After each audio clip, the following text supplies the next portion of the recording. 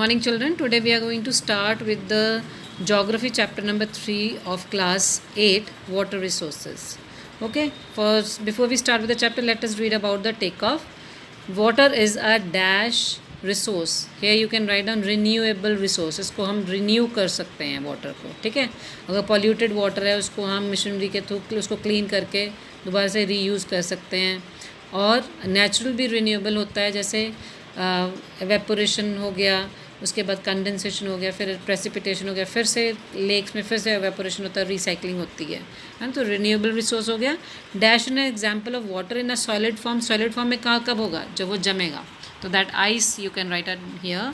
और आपके जो वार्म अप सेक्शन में it is written in that one person is saying let me water the plants while Anna is studying. After that we can go to the market, है ना. तो पापा बोल रहे हैं कि जब तक अन्ना स्टडी कर रही है मैं प्लांट्स को वाटर कर देता हूँ. देखो वेल में से निकल रहा है. आप बता सकते हैं कि आप how do you get water at home? Obviously nowadays you people are getting the water from municipalities water supplies, और there are borewells at home also. And in the borewell where the water comes from inside the water, जो deep inside the water है ना, water level जहाँ पे है. So from there we take it out. Now the next is human life. वो as with all animal and plant life on the planet, ठीक है. जैसे कि ह्यूमन लाइफ कैसे है, एनिमल्स लाइफ है, चाहे प्लांट लाइफ है, सारी किसके ऊपर डिपेंडेंट है? प्लानट पे, वाटर के ऊपर. So we need water for बहुत सारे रीजन्स के लिए. So like you can say it for drinking purpose. जितने भी डोमेस्टिक कोज हैं उसके लिए हमें चाहिए होता है drinking, cooking, bathing and washing. So reverse और लेक्स में से वाटर हम किस लिए यूज़ करते हैं? For irrigation purposes. इरीगेशन क्या होता है बेटा? सिंचाई. सिंचाई कहाँ होगी बेटा? खेतों में, है ना. खेतों में पानी लगाना उसको बोलते हैं इरीगेशन. जो when water falls from the height as in waterfall और डैम्स, तो इससे जो हाइट से जो कोई पानी गिरता है तो उसके लिए हम किसके लिए यूज़ कर सकते हैं? We can generate like hydro electricity from that. Okay. So large water bodies also moderates the climate. और फायर वाटर्स का क्या फ़ायदा होता है? अब आप देखिए जो areas which are near the sea shores, है ना, जहाँ पे सीज़ के या ओशंस के पास हैं, वहाँ पे क्लाइमेट जो है क्योंकि मॉडरेट इसलिए हो जाता है क्योंकि जो पानी की जो ठंडी हवाएं हैं वो धरती की तरफ आ जाती हैं. Now next is your fresh water resources. Okay. So fresh water resources, out of the total amount of water present on the earth's surface, only about 3% is the fresh water. ठीक है. जितने भी हमारे अर्थ सरफेस पे पानी है उसका 3% जो पानी है दैट इज़ फ्रेश वाटर. और उसमें से 2/3 फ्रेश वाटर में से जो है फ्रोज़न वाटर है, वो in the form of ice caps as well as glaciers. और 1% ही हमारे पास रह जाता है that is fit for use. So और ये हमें कहाँ से मिलता है? It is available as ground water and as water in rivers and lakes, है ना. ग्राउंड वाटर में और पानी जो हमारा रिवर्स और लेक्स में मिलता है that is fit for use. और rainfall is the primary source of fresh water on the earth. You can underline this, ठीक है. रेनफॉल हमारा प्राइमरी सोर्स है क्योंकि गॉड हमें ये चीज़ देता है. और फिर उसके बाद ये रिसाइकल होता है नेचर के थ्रू, एवेपोरेशन, कंडेंसेशन और प्रेसिपिटेशंस के थ्रू, ठीक है. अब फैक्ट क्वेस्ट पढ़ लेते हैं. If all the earth's water could be stored in a 5 litre container, पूरे धरती का जो पानी है अगर एक 5 लीटर के कंटेनर में डाल दिया जाए, the proportion of water good enough to drink would not even fill the teaspoon. तो आपको एग्जाम्पल दे रहे हैं कि इतने सारे मतलब हमारे 2/3 जो हमारी 3/4 ऑफ हमारी अर्थ है that is covered with the water, लेकिन उसमें से सिर्फ 1% हमें जो है फ्रेश वाटर जो हम यूज़ कर सकते हैं. ऐसे उसने आपको एग्जांपल दिया कि अगर पूरे धरती का पानी एक 5 लीटर के कंटेनर में डाल देंगे, 5 लीटर का कंटेनर, और जो अगर हम उसको ड्रिंकिंग के लिए हमें चाहिए तो सिर्फ 1 टीस्पून भी नहीं मिल पाएगा. मतलब इतनी क्वांटिटी है इस धरती के ऊपर पानी की जो हम यूज़ कर सकते हैं अपने लिए. Okay. Next is your man made resources, ठीक है, जो आदमी ने खुद रिसोर्सेज बनाए हैं, ठीक है. आप पिक्चर में देखिए डैम बना हुआ है ना. डैम्स एक प्लेट्स ही लगी होती हैं. देखिए आप अपर साइड में देखिए उसमें ब्लैक जो आपको दिखाई दे रहा है, ये प्लेट्स हैं. ये प्लेट्स से पानी को रोक दिया जाता है रिवर्स का, तो इसको यूज़ किया जाता है बाद में अपनी हाइड्रो इलेक्ट्रिसिटी के लिए, है ना, ऊपर से फॉल करवा के. सो ये इरिगेशन पर्पज़ के लिए भी यूज़ कर सकता है। जब स्कैसिटी हो पानी की तो ये जो ढक्कन है थोड़े से इनको खोल दिया जाता है और जितने पानी की रिक्वायरमेंट है उसके अकॉर्डिंग उसको ये ओपन उतने किए जाते हैं। तो ये लार्ज स्ट्रक्चर्स बोलते हैं that are build over the rivers, है ना। और क्यों बिल्ड किए जाते हैं rivers? Through obstruct the water, पानी को ऑब्स्ट्रक्ट करने के लिए, रोकने के लिए, ताकि वो फ्रीली फ्लो ना कर सके, ताकि वो एक रिजर्वॉयर का फॉर्म बन जाते हैं और या लेक का फॉर्म बन जाते हैं। ठीक है। अब ये डैम्स को यूज़ किया जाता है इरिगेशन पर्पज़ के लिए, फ्लड कंट्रोल के टाइम पे, और इलेक्ट्रिसिटी को जनरेट करने। 3 काम इससे करते हैं डैम से: irrigation, flood control and generation of electricity. और कुछ इंपॉर्टेंट मल्टीपर्पज़ प्रोजेक्ट्स किए जाते हैं, जैसे भाखड़ा नंगल प्रोजेक्ट है, चंबल प्रोजेक्ट है, ठीक है, और दामोदर वैली प्रोजेक्ट है। भाखड़ा नंगल आपको नंगल में मिल जाएगा इन द पंजाब, है ना, और चंबल प्रोजेक्ट आपको हिमाचल में मिल जाएगा, और दामोदर वैली प्रोजेक्ट आपको ईस्टर्न साइड में बंगाल में मिल जाएगा, है ना। तो Hirakud project, all these are the Indian projects. ठीक है। सो कैनाल्स हम नेक्स्ट पढ़ते हैं। कैनाल्स जो हैं हमारी वाटर वेज हैं जो हमारी एग्जिस्टिंग लेक्स हैं या रिवर्स और ओशन से कनेक्टेड है। ठीक है। और इनको किस लिए यूज़ किया जाता है? They are use for transporting goods as well as people, giving water to place where water is scarce. ठीक है, जहाँ पे कमी है पानी की। सो कैनाल्स 2 तरह की होती है, एक इनंडेशन कैनाल होती हैं, दूसरी पेरिनियल कैनाल्स होती हैं। इनंडेशन कैनाल्स होती हैं वो लॉन्ग कैनाल्स होती हैं जो कि लार्ज रिवर के साथ लिंक्ड होती हैं, और ये they receive water when the river is high enough. और इनंडेशन को तब पानी मिलता है कैनाल्स को जब रिवर्स जो हैं उनके ऊपर पानी ज़्यादा भर जाता है, और दे रिसीव वाटर जब रिवर के पास काफ़ी पानी हो जाता है ड्यूरिंग द फ्लड्स। और पेरिनियल कैनाल्स कौन सी होती हैं? वो डैम्स के साथ कनेक्टेड होती हैं एंड बैरेजेस, ताकि to provide water throughout the year. ठीक है।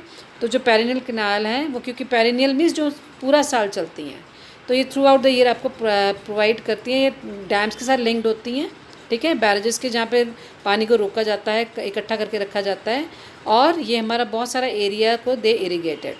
Next is your tanks. Tanks किस लिए यूज़ किए जाते हैं? They are also use to store water. कौन सा वाटर? Rain water. Again for what purpose? Irrigation, drinking and rearing of livestocks, है ना।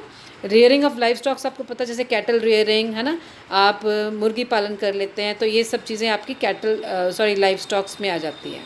फायर सप्रेस करने के लिए, फायर को वो रोकने के लिए टैंक्स का पानी यूज़ किया जाता है। ठीक है। फूड प्रिपरेशन के लिए अगर हमें ज़रूरत पड़े, और बहुत सारे पर्पसेस के लिए जिसकी हमें ज़रूरत होती है जिसमें पानी की, तो टैंक्स को वहाँ पे यूज़ किया जाता है। सो आपने देखा अपने घरों के ऊपर भी टैंक्स रखे हुए हैं ना, अगर पानी नहीं आता तो आप टैंक से अपनी सप्लाई ले लेते हैं। So these are the efficient means to store clean water. ठीक है। तो वेल्स एंड ट्यूब वेल्स एक थर्ड पार्ट है। ये बोर होल्स होते हैं जो कि ग्राउंड वाटर में डग किए जाते हैं। ठीक है। तो बोर होल्स ग्राउंड वाटर में से पानी निकालते हैं जिसका हम यूज़ करते हैं। ठीक है। Next is conservation of water resources. Water resources को हम कंजर्व कैसे कर सकते हैं, कैसे उनको बचा के रख सकते हैं। ठीक है। अब वाटर तो एक स्कैर्स कमोडिटी है बहुत, क्योंकि 1% ही फ्रेश वाटर है जिसको हम यूज़ कर सकते हैं। ठीक है। और शॉर्टेज ऑफ फ्रेश वाटर है, इसलिए तो हमें यूटिलाइजेशन जो है वाटर रिसोर्सेज की ज़रूर कर लेनी चाहिए, और इसको प्लानिंग के साथ करना चाहिए ताकि हम इसमें से मैक्सिमम बेनिफिट ले सकें। और जो डिस्ट्रीब्यूशन है हमारे फ्रेश वाटर का, फ्रेश वाटर रिसोर्सेज, वो अनइवन है हमारे पूरे अर्थ के ऊपर। ठीक है। वाटर जो स्कैसिटी है वो एक सीरियस प्रॉब्लम बन चुकी है हमारे वर्ल्ड में। ज़्यादातर जो कंट्रीज जैसे अफ्रीका हो गया, वेस्ट एशिया हो गया, ऑस्ट्रेलिया हो गया, वेस्टर्न यूएसए हो गया, या पार्ट्स ऑफ साउथ अमेरिका हो गया, यहाँ पे बहुत ही एक्यूट वाटर शॉर्टेज का इनको सफ़र करना पड़ता है। और वाटर शॉर्टेज क्यों इसलिए भी कॉज होती है जब हम पानी का मिसयूज़ करते हैं, हम उसको एक्सप्लॉइट करते हैं, उसको कंटेमिनेट मीन्स गंदा कर देते हैं, तब जो है वाटर शॉर्टेज भी हो जाती है। Now before moving to water scarcity, let's read about the ecofeet. तो ecofeet means saving water means saving energy. अगर हम वाटर को सेव कर रहे हैं that means we are saving energy. ठीक है। So less water we use the less energy we waste. ठीक है। पानी जितना कम यूज़ करेंगे उतना ही हमने एनर्जी को भी कम यूज़ किया। Next is your water scarcity. It is an environmental concern due to the lack of sufficient water resource to meet the water needs in many parts of the world. ठीक है। तो जो water scarcity है वो हमारे environmental concern से related है। ठीक है। क्यों इन्वायरमेंटल कंसर्न है? क्योंकि हमारा जो सफिशेंट वाटर है, जितना हमें चाहिए उतना हमारे पास इतना रिसोर्स नहीं है, ठीक है, कि जो हमारी पूरे दुनिया को ये पानी की जो है पूर्ति हो सके, ठीक है। इन एशिया एंड अफ्रीका जो ये प्रॉब्लम बहुत ज़्यादा है और बहुत सारी लार्ज नंबर ऑफ पॉपुलेशन जो है इससे बहुत ज़्यादा इफ़ेक्ट हो रहे हैं। और क्लाइमेट चेंज और increase pollution and over use of water, ये कुछ फैक्टर्स हैं that led to the water scarcity. अगर आपसे पूछे what are the factors which lead to the water scarcity, you can write down 3 factors. They are climate change, increase pollution and over use. कि climate change, कई बार हम कहते हैं कि भाई अरे ये बारिशें जल्दी क्यों आ गई, अभी तो टाइम नहीं था आने का। कई बार हम कहते हैं अरे गर्मी, अब तक तो बारिशें आ जानी चाहिए थी, गर्मी कितनी बढ़ रही है ना। कई बार हम क्या कहते हैं, अरे ये मौसम तो नहीं था कि इसमें सर्दी हो, लेकिन फिर भी इसमें सर्दी हो रही है ना। लेकिन या कभी हम कहते हैं अरे दिसंबर में तो सर्दियाँ आनी शुरू हो जाती, लेकिन सर्दियाँ नहीं आई अभी तक। तो ये क्लाइमेट चेंज भी है, ये that is also the reason of water scarcity. Okay, so जो इंक्रीज पॉल्यूशन है दैट लाइक जो फैक्ट्रीज़ का पानी है वो हम किस में डाल रहे हैं, रिवर्स में डाल रहे हैं, है ना।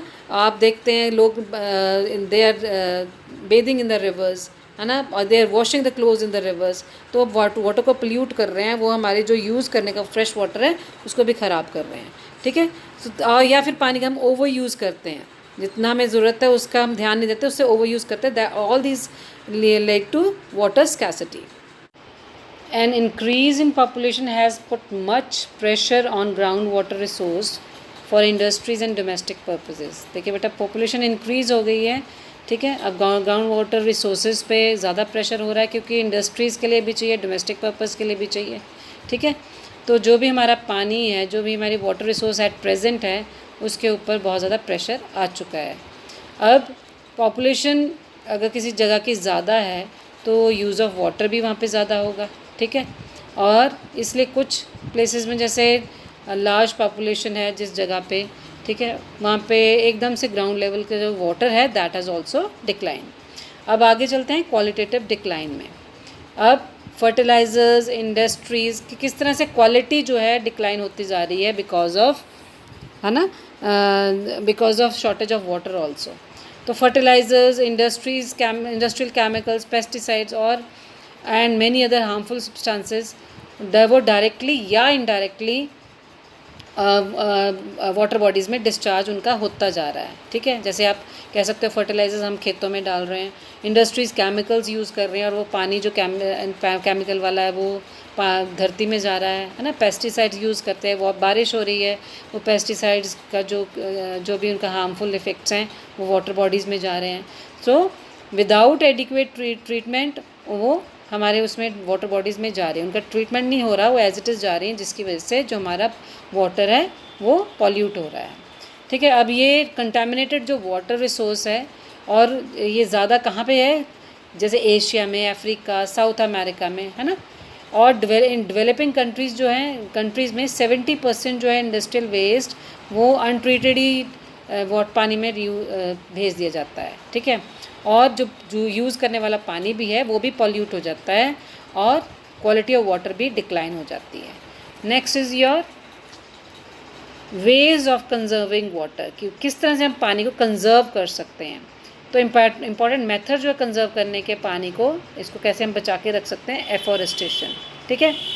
अब देखिए, ज़्यादा आप पेड़ लगाएंगे, ठीक है, पेड़ लगाएंगे तो मॉइस्चर ज़्यादा होगा, मॉइस्चर ज़्यादा होगा तो एवेपोरेशन होगा, एवेपोरेशन से क्या होगा, रेन वाटर आएगी, आपका रेनफॉल होएगी, है ना। तो lot of rainfall is lost through the surface run of, ठीक है। जब रेनफॉल होती है तो जो आपका जो पानी है, क्योंकि इसको कहीं पे जगह नहीं मिलती है सोक करने के लिए, वो पानी बह जाता है। और इसलिए ट्रीज़ को ज़्यादा से ज़्यादा प्लांट करना चाहिए, क्योंकि जो रूट्स होते हैं ट्रीज़ के, वो रन ऑफ जो सरफेस का है वो स्लो डाउन कर सकता है और पानी का जो सीपेज है सॉइल के अंदर ज़्यादा जाएगा, ठीक है। अब इरिगेशन, सेकेंड इरिगेशन मेथड जो है ये भी एफिशिएंटली यूज़ करा जाना चाहिए ताकि कोई वेस्टेज ऑफ वाटर ना हो, ठीक है। अब एक्सेसिव इरिगेशन अगर हम करते हैं उससे क्या होता है, deposition of salts on the surface, ठीक है। और इसका मतलब डिपॉजिट हो जाता है सॉल्ट सरफेस के ऊपर, सॉल्ट का, अगर एक्सेसिव इरिगेशन हो जाए। कैनाल्स और डैम्स उनको भी रिपेयर करते रहना चाहिए ताकि पानी का जो वेस्टेज है वो रिड्यूस हो जाए। ड्राई रीजन्स में जहाँ पे बहुत ज़्यादा एवेपोरेशन का रेट हाई है और वहाँ पे हम ड्रिप इरिगेशन का यूज़ कर सकते हैं, ट्रिकलिंग का इरिगेशन का मेथड यूज़ कर सकते हैं, है ना। ड्रिप इरिगेशन मेथड के जो ड्रॉप टू ड्रॉप पानी की जड़ों में ही जाता है, ठीक है। तो अंडरग्राउंड पाइप सप्लाई का मेथड यूज़ कर सकते हैं जो सिर्फ रूट्स में जा सकता है प्लांट में, है ना। स्प्रिंकलर्स का यूज़ कर सकते हैं इरिगेशन में। तो इस तरह के मेथड जो हैं, जो अनड्यूलेटिंग लैंड्स होती हैं उसके लिए इरिगेशन के लिए यूज़ किया जाता है, ये वाले मेथड से, ठीक है। अब आते हैं थर्ड पॉइंट में, इरिगेशन इंडस्ट्रियल वाटर। जो water that has been used in industries and factories need to be thrown away, ठीक है। जो इंडस्ट्रीज़ और फैक्ट्रीज़ में पानी को यूज़ करते हैं उसको फेंक देना चाहिए, उसको रिसाइकिल कर सकते हैं, उसको क्लीनिंग कर सकते हैं उसकी, ठीक है।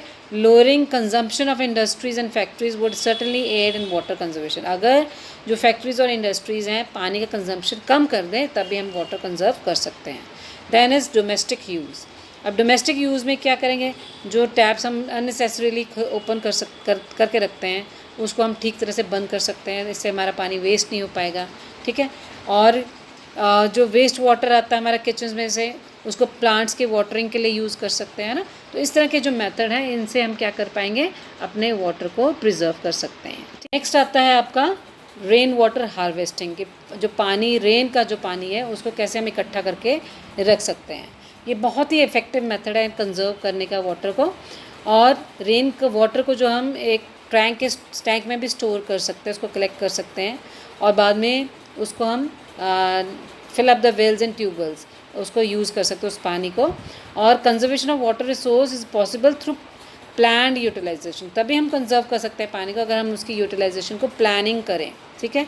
और जो भी प्रोटेक्ट करेंगे जो अवेलेबल सोर्सेज फ्रॉम पोल्यूशन।